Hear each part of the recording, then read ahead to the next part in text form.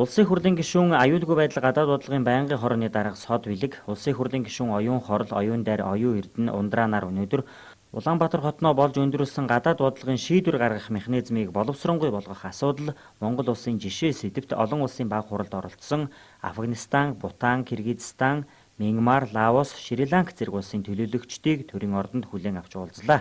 Уулзалтын эхэнд улсын хурлын гишүүн аюулгүй байдал гадаад бодлогын байнгын хорооны дарга сод билэг төлөөлөгчдөд хүндэтгэл үзүүлэн тус байнгын хорооны гишүүд хүрэлцэн ирснийг дурдаад улсын болон парламентын гадаад бодлогын талаар товч мэдээлэл өглөө.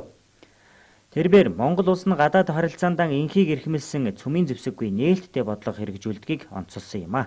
Зочид төлөөлөгчдийн зүгээс Монгол улсын жишээн дээр үндэслэн гадаад бодлогын шийдвэр гаргах механизмыг хэрхэн боловсронгуй болгох талаар харилцан туршлага хуваалцах хуралд оролцсондоо сэтгэл өндөр байгаагаа илэрхийллээ.